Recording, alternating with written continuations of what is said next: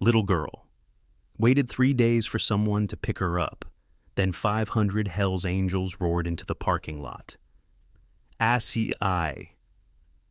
The waiting. The rain started just after 6. It came down soft at first, the kind that whispers against pavement and turns the world gray and blurred. The bus station sat at the edge of town where the highway met farmland, a small building with peeling paint and a single flickering light above the entrance. Most people didn't stay long. They arrived, they departed, they moved through. She stayed. The girl sat on the wooden bench outside, her small frame barely taking up half the seat. A purple backpack rested at her feet, damp from the rain. She wore a jacket 2 sizes too big, sleeves rolled up past her wrists, and kept her hands folded in her lap. Her eyes tracked every car that turned into the parking lot, watched every pair of headlights that swept across the asphalt. None of them stopped for her. The station clerk noticed her around 7. He was an older man named Harold, who'd worked the evening shift for 15 years and had seen every kind of passenger, runaways, wanderers, people running from something or toward it. But this girl was different. She wasn't nervous. She wasn't scared. She was waiting. "You okay out there, kid?" he called through the glass door. She nodded without looking at him. Her gaze stayed fixed on the road. Harold stepped outside, letting the door swing shut behind him. The rain had picked up, steady now, drumming against the metal awning above the bench. "You got someone coming to get you?" "Yes." "When?" She didn't answer right away. Her fingers tightened around the edge of the bench. "They said they'd come." Harold glanced at her backpack, at the way she sat perfectly still, like moving might somehow make her miss the moment. "You got a phone? You try calling?" She pulled a folded piece of paper from her jacket pocket. It was worn at the creases, soft from being opened and closed too many times. A phone number was written across it in fading ink. Harold pulled out his cell and dialed. The line rang twice, then went dead. Disconnected. "Might be the wrong number," he offered gently. "It's the right one." Harold knelt down, rain soaking into his knees. "What's your name?" "Emma." "Emma, how long you been waiting?" "Since this morning." He looked at his watch. Nearly 12 hours. "Listen, I can call someone, get you somewhere warm, somewhere safe." She shook her head, quick and firm. "If I leave, they'll come and I won't be here. They said to wait, so I'm waiting." There was something in her voice that stopped him from arguing. Not stubbornness, belief, the kind that doesn't bend even when the world says it should. Harold stood slowly, water dripping from his jacket. "Station closes at 9, but you can stay on the bench if you need to." She nodded again. Her eyes never left the road. At 9, Harold locked the doors and turned off the inside lights. Thorough. Parking lot emptied. The last bus pulled away, its taillights fading into the dark. Emma stayed exactly where she was. The security camera above the entrance recorded everything. Hour after hour, the same image. A small girl on a bench, waiting. Sometimes she shifted her weight. Sometimes she pulled her knees up to her chest. But she never left. Midnight came and went. The rain turned heavier, then lighter, then stopped altogether. The sky cleared enough to show stars. Emma curled up on the bench, her backpack tucked under her head, and closed her eyes. The camera kept recording. A loop of stillness and hope that no one was watching yet. ST2, the silence. Morning arrived cold and gray. Harold opened the station at 6 and found her still there, awake now, sitting upright with her hands folded in the same position as the night before. Her hair was tangled, her jacket damp with dew. She looked smaller in the daylight. "You been here all night?" "Yes." He didn't ask if anyone came. The answer was written in the way she stared at the empty parking lot. Harold went inside and returned with a granola bar and a bottle of water. She took them without speaking, ate slowly, methodically, like she was rationing even though he'd given her the whole thing. "Emma, I gotta call someone. You know that, right?" She didn't respond. Harold pulled out his phone and hesitated. He'd seen enough to know what happened next. A call to social services. Questions she couldn't answer. a system that moved faster than hope ever could. He looked at her again, at the way she gripped that folded note in her pocket like it was a lifeline. He made the call. The social worker arrived around noon. Her name was Linda, a woman in her 40s with kind eyes and a tired smile. She'd been doing this work for a decade, long enough to recognize when a child had been left behind versus when a child had been forgotten. Emma was somewhere in between. Linda sat down beside her on the bench, keeping a respectful distance. "Hi, sweetheart. My name's Linda. Harold told me you've been waiting for someone." Emma nodded. "Can you tell me who?" "I don't know their name." Linda's chest tightened. "Okay. Can you tell me who told you to wait here?" Emma's voice was soft, almost a whisper. "My dad. Before he left." "Where did he go?" "I don't know." "When did he leave?" Emma thought about it, counting on her fingers. 4 months ago. Maybe 5. Linda exchanged a glance with Harold. 5 months. This child had been holding on to a promise for 5 months, and someone had finally dropped her here with a phone number that didn't work and instructions that made no sense. "Emma, I need to take you somewhere safe while we figure this out, just for a little while." "No?" "Sweetheart, I can't leave. They're coming." Linda's voice stayed gentle, practiced. "Who's coming, honey?" "I don't know, but my dad said if anything happened, someone would come. He said they'd find me. He said to wait." The conviction in her voice was unshakable. Linda had seen this before, children clinging to promises that adults had no intention of keeping, but she'd also learned that sometimes the only way forward was to let them see the truth for themselves. "I'll tell you what," Linda said. "I'll give it until tomorrow, one more day. But if no one comes by then, I have to take you with me, okay?" Emma looked at her for the first time, really looked and nodded. Linda left her there with a blanket, another bottle of water, and a sinking feeling in her stomach. She called her supervisor from the car. "I've got a kid at the bus station. No guardians, no ID, no one claiming her. I'm giving it 24 hours before intake." "You sure that's a good idea?" "No, but she's not going anywhere, and I'd rather give her the time than force her into the system before we know what's really going on." The supervisor sighed. 24 hours, not a minute more. By US. Evening, word had spread through the small town. A waitress from the diner across the street brought Emma a hot meal. A mechanic from the gas station next door offered her a jacket. People slowed their cars as they passed, staring at the little girl who refused to move. Some whispered that she'd been abandoned. Others said she was waiting for a mother who wasn't coming back. A few wondered if there was more to the story than anyone knew. None of them were wrong, none of them were right. Night fell again. Emma lay down on the bench with the blanket tucked around her, staring up at the sky.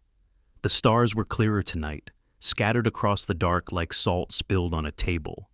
She thought about her father, about the way he used to tell her that family wasn't just the people who shared your blood. It was the people who showed up when you needed them most. "They'll show up," she whispered to the empty air. "I know they will." The camera kept recording. Day 3 began with fog, so thick the highway disappeared. Harold unlocked the station and found Emma awake, sitting upright, her hands gripping the edge of the bench. She looked thinner, paler, like the waiting was starting to hollow her out. He brought her breakfast without asking, sat with her in silence while she ate. "Linda's coming back today," he said quietly. Emma nodded. She already knew. At 2 in the afternoon, Linda pulled into the parking lot. She stepped out of her car slowly, reluctantly, carrying a folder with paperwork that would officially declare Emma a ward of the state until a guardian could be located. She hated this part, hated the moment when a child's hope finally broke. She sat down beside Emma and opened the folder. "Sweetheart, I need you to come with me now." Emma's hands started shaking. "1 more hour. I gave you a day. Please, just 1 more hour." Linda closed her eyes. She'd done this 100 times. The answer was always no. Policy was policy. But when she looked at Emma, at the desperation in her eyes, something stopped her. Maybe it was instinct. Maybe it was foolishness. Maybe it was the memory of every child she'd failed to save. 1 hour, Linda said. "But that's it. No more waiting after that. Emma's shoulders sagged with relief. Thank you. Linda sat with her, the folder resting on her lap. The parking lot was quiet. A few cars passed on the highway, but none of them turned in. The minutes ticked by slowly, each one heavier than the last. At 2:47, the sound started. It was distant at first, barely audible over the wind. A low rumble, rhythmic and growing. Linda frowned and stood, scanning the horizon. Harold stepped outside, wiping his hands on his apron. You hear that? He asked. Linda nodded. Sounds like... The first motorcycle appeared through the fog, then another, then 10, then 50. The rumble became a roar, engines tearing through the silence like thunder rolling across the plains. They came from the north, from the south, from every direction at once. Black leather, chrome gleaming, patches stitched across backs and shoulders. Hell's Angels, hundreds of them. Linda's heart kicked into overdrive. She grabbed Emma's arm, pulling her toward the car. We need to go. Now. But Emma didn't move. She stood frozen, staring at the motorcycles as they poured into the parking lot, filling every space, lining up in perfect formation. The noise was deafening. The air vibrated with it. Harold ran inside and locked the door. A woman across the street called 911. Within minutes, police sirens wailed in the distance. The lead rider pulled to a stop directly in front of the bench. He was broad-shouldered, mid-50s, with a graying beard and eyes that had seen too much. He cut the engine and swung off the bike, pulling his helmet free. He looked at Emma, and then he smiled. Ace T. 3. The thunder. The man walked forward slowly, hands visible, movements deliberate. Linda stepped. Between him and Emma, her voice sharp with authority. Stay back. I'm with Child Protective Services, and this child is under my supervision. The man stopped. He didn't look threatening, didn't look angry. He looked tired, relieved, like he'd been searching for something and finally found it. I know who you are, he said, his voice low and steady. And I know who she is. Then you know she's been waiting here for 3 days with no guardian and no explanation. I know. He knelt down, ignoring Linda entirely, and looked at Emma. Your name's Emma Jean Calloway. You're 8 years old. Your dad's name was Michael. Emma's breath hitched. Was? The man's expression softened, and something cracked behind his eyes. Yeah, kid. Was. The words settled over the parking lot, like ash. Emma's face didn't change, but her hands started trembling. Linda felt her stomach drop. Who are you? Linda demanded. The man stood, pulling a folded envelope from inside his jacket. It was worn, stained, sealed with tape that had yellowed with age. He handed it to Linda. Name's Garrett. I rode with Emma's father for 12 years. He left this with the club before he deployed overseas. Instructions were clear. If anything happened to him, we'd make sure his daughter was taken care of. Linda opened the envelope with shaking hands. Inside was a letter, written in hurried handwriting, dated 3 years prior. If you're reading this, I didn't make it home. Emma's mom is gone. I don't have family left. But I've got brothers.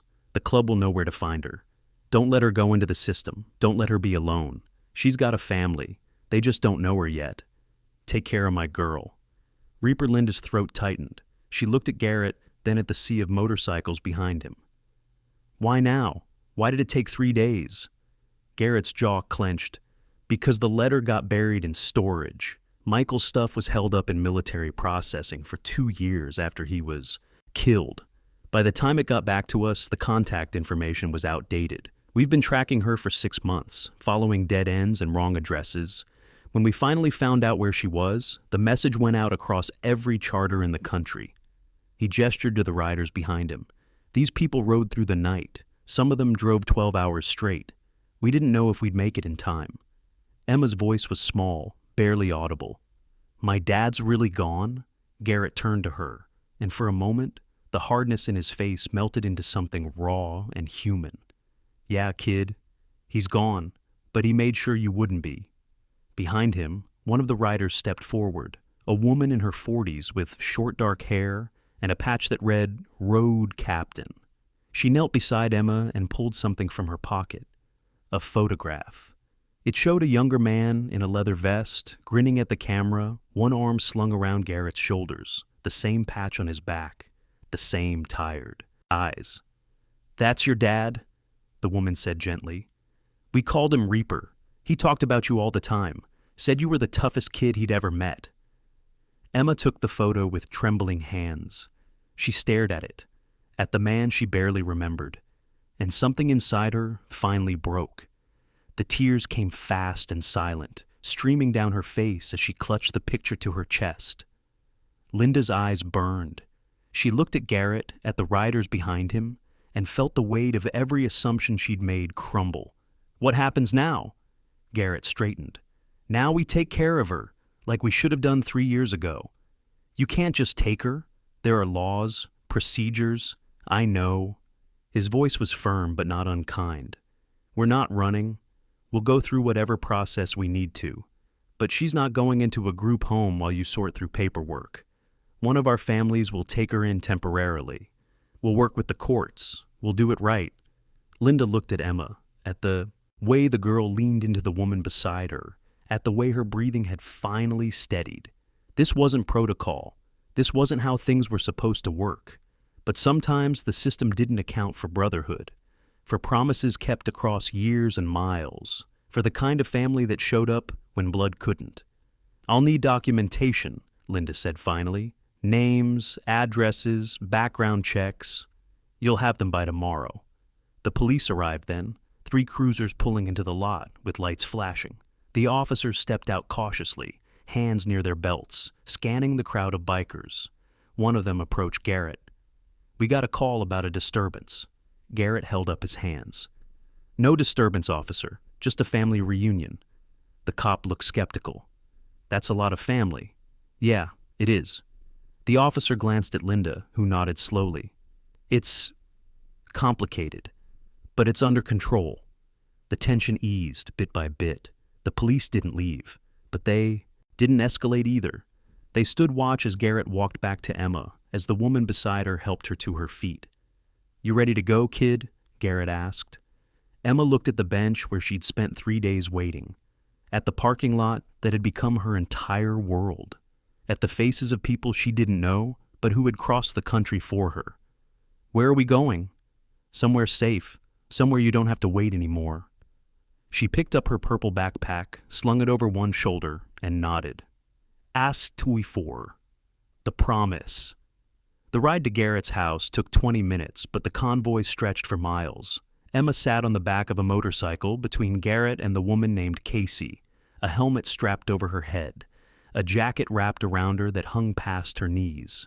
The engine rumbled beneath her, steady and strong, and for the first time in days, she felt warm. They rode through town, past storefronts and houses, past people who stopped to stare. The procession was impossible to miss. Hundreds of motorcycles moving in formation, engines synchronized, a wall of sound and steel. By the time they reached Garrett's property, the sun was setting. The house was modest, a single-story ranch surrounded by open land. Behind it, an old barn had been converted into a clubhouse, its walls covered in photographs and patches and memories of people who'd ridden these roads before. Emma climbed off the bike slowly, her legs shaky from the ride. Casey helped her with the helmet, smoothing her tangled hair. "You okay?" Casey asked. Emma nodded, though she wasn't sure if it was true. Everything felt distant, like she was watching herself from far away. Inside, the house smelled like coffee and wood smoke. A fire crackled in the stone fireplace. Garrett's wife, a woman named Maria, met them at the door with a soft smile and eyes that asked questions without speaking. "This is Emma," Garrett said simply. Maria knelt and took Emma's hands. "Hi, sweetheart. You hungry?" Emma realized she was. Starving. They ate at a long wooden table surrounded by people Emma didn't know. Garrett, Maria, Casey. A man named Diesel, who had a scar across his cheek and a laugh that filled the room. A younger rider named Jace, who kept trying to make her smile. They didn't ask her questions, didn't push her to talk. They just made space for her, like she'd always been part of the table. After dinner, Maria showed her to a small bedroom at the end of the hall. The bed was made with clean sheets, A lamp glowed softly on the nightstand. It wasn't much, but it was more than a bench in a parking lot. "You need anything, you just call, okay?" Maria said. Emma set her backpack down and sat on the edge of the bed. "Why did they all come?" Maria sat beside her, hands folded in her lap. "Because your dad was family, and family doesn't leave their own behind, even if it takes a while to find them. I don't remember him very well. That's okay. We do, and we'll tell you everything we know." Emma pulled the photograph from her pocket, the one Casey had given her. She stared at her father's face, at the smile she barely recognized. "Do you think he knew? That I'd be waiting?" Maria's voice was gentle. "I think he knew someone would come, and he made sure they did." Emma nodded slowly, her fingers tracing the edges of the photo. "I was scared no one would." "I know, sweetheart, but you don't have to be scared anymore." That night, Emma slept in a real bed for the first time in 3 days. She dreamed of engines and open roads, of hands reaching out to catch her before she fell. Weeks passed. Linda worked with Garrett and the legal system to establish temporary guardianship while a permanent arrangement could be made. Background checks came back clean. References poured in from across the country. Teachers, veterans, business owners, people who vouched for Garrett, for the club, for the kind of family they'd built. Emma started school again. Casey picked her up every afternoon on her motorcycle, helmet ready, backpack strapped tight. The other kids stared at first, but Emma didn't mind. She'd learned that staring meant people were paying attention, and attention meant she wasn't invisible. On Saturdays, the club held community events, charity rides, food drives, fundraisers for veterans. Emma helped set up tables, handed out water bottles, watched as the same people who'd roared into a parking lot to find her now worked quietly to help strangers. One afternoon, she asked Garrett why they did it. He looked at her, grease on his hands from working on a bike, and smiled. "Because we know what it's like to need someone and not have them. So, we show up. Simple as that." She thought about that, about waiting on a bench, about believing when there was no reason to, about the sound of engines cutting through the fog. "Thank you," she said quietly. Garrett ruffled her hair. "You don't have to thank us. Kid, this is what family does." 6 months later, the parking lot at the bus station was empty. Harold still worked the evening shift. He still saw travelers come and go, still watched headlights sweep across the pavement. But the bench outside stayed vacant now. Sometimes, late at night, he'd glance at the security camera footage from that week in October, the loop of a small girl waiting. The moment when hundreds of motorcycles appeared, the image of her climbing onto a bike and disappearing into a convoy of people who refused to let her wait alone. It had been all over the news. Local stations ran the story. National outlets picked it up. Hell's Angels Rescue Abandoned Girl became a headline that spread across the country, a counter-narrative to every stereotype people held. But the story wasn't really about headlines. It was about a promise kept, about a father who'd made sure his daughter would never be forgotten, even after he was gone. It was about people who showed up. Emma's life didn't become perfect. She still missed a father she barely remembered. She still had nightmares about waiting on a bench that no one came to. But when she woke up, Maria was there. When she went to school, Casey was waiting to pick her up. When she needed someone to talk to, the clubhouse was full of people who'd crossed the country just to make sure she had a home. On her 9th birthday, Garrett gave her a leather vest, child-sized, with a small patch sewn onto the back, Family of Reaper. She wore it everywhere. At the party, surrounded by riders and their families, Emma stood on a chair and raised a glass of lemonade. The room went quiet. "My dad told me to wait," she said, her voice small but steady. "And I did, and you came." Garrett smiled, his eyes wet. "We'll always come, kid. That's the deal." The room erupted in cheers, glasses raised, engines revving outside in celebration. Emma climbed down and walked through the crowd, hugging people whose names she was still learning, whose faces had become as familiar as family. Because that's what they were, not by blood, not by law, but by choice, by promise, by the kind of bond that doesn't break even when the world tries to tear it apart. Years later, when people asked Emma about that week, She didn't talk about the rain or the cold or the fear. She talked about the sound, the way hundreds of engines roared through the fog like thunder rolling in from every direction, the way the ground shook beneath her feet, the way hope sounded when it finally arrived. She talked about Garrett kneeling in front of her, about the photograph of her father, about the way an entire brotherhood had mobilized to keep a promise made by a man they'd lost. And she talked about the lesson she'd learned on that bench, the one she carried with her every day. Sometimes rescue doesn't come quietly. Sometimes it doesn't come alone. Sometimes it comes as 500 people who refuse to let one child believe she's been forgotten. Sometimes family is the people who show up when no one else will. And sometimes all you have to do is wait long enough to let them find you. The parking lot stayed empty after that. The bench remained, weathered and worn, a monument to patience and belief. Every now and then, someone would sit there and wonder about the story, about the girl who waited, about the bikers who came. Harold still told the story to travelers who asked. He'd point to the security camera, to the spot where Emma had curled up night after night. And he'd say the same thing every time. Some promises take longer than others, but the ones worth keeping always find a way. And in the distance, if you listened carefully, you could still hear the echo of engines, not threatening, not dangerous, just there, watching, waiting, ready to ride the moment someone needs them. Because that's what family does. They show up. They keep their word. They don't let you wait alone. Not on a bench, not in the dark, not ever. Emma grew up surrounded by that family. She graduated high school with Garrett and Maria in the front row, Casey beside them. The clubhouse packed with people who'd watched her grow from a scared little girl into someone strong. She chose not to ride at first. The motorcycles reminded her too much of that day, of the fear and the fog and the waiting. But on her 18th birthday, Jace offered to teach her. "You don't have to," he said, "but your dad would have wanted you to know how." She thought about it, about the father she barely remembered, about the life he'd lived and the family he'd built, about the promise that had brought hundreds of people to a parking lot just to make sure she was okay. "Okay," she said, "teach me." The first time she rode, she understood. It wasn't about the speed or the danger or the rebellion. It was about freedom, about moving forward, about carrying the people you loved with you, even when they were gone. She rode with Garrett on her right, Casey on her left, the open road stretching out ahead. The wind whipped past her helmet, and for the first time, she felt like she was exactly where she was supposed to be.